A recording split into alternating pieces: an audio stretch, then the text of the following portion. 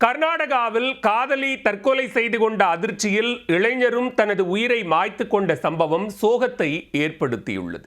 சிறு தகராறில் டீனேஜ் பெண் எடுத்த விபரீத முடிவால் நடந்தது என்ன? கர்நாடகாவில் பாகல்கோட் மாவட்டத்தில் உள்ள அசங்கி கிராமத்தைச் சேர்ந்தவர் கார்த்திக். 20 வயதான இவருக்கு பனஹட்டி பகுதியைச் சேர்ந்த 19 வயதான பவித்ரா என்பவருடன் பழக்கம் ஏற்பட்டுள்ளது.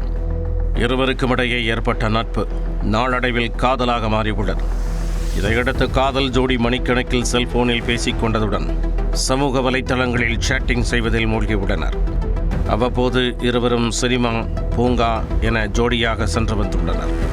ஒரு கட்டத்தில் சின்னஞ்சிறுசுகளுக்கிடையே சிறு சிறு தகராறு ஏற்பட்டுள்ளது. அதை எப்படி கையாள்வது என்ற பக்குவம் இல்லாத வயது என்பதால் அடிக்கடி சண்டை போட்டதாக கூறப்படுகிறது.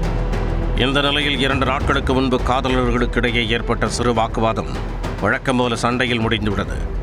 அப்போது இனிமேல் என் முகத்திலேயே முடிக்காதே என இருவரும் பரஸ்பரம் கோபமாக கூறிவிட்டு தத்தமது வீட்டிற்கு சென்றுள்ளனர்.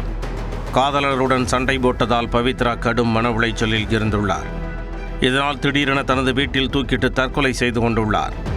அதைக் கண்டு பெற்றோர் உட்பட உறவினர்கள் அதிர்ச்சியில் உறைந்து போயுள்ளனர். பவித்ரா விபரீத முடிவெடுத்தது அவரது காதலன் கார்த்திக்கிற்கு தெரிய வந்துள்ளது. தன்னால் தான் காதலி உயிரை மாய்த்து கொண்டதாக எண்ணி அவரும் விபரீத முடிவெடுத்துள்ளார்.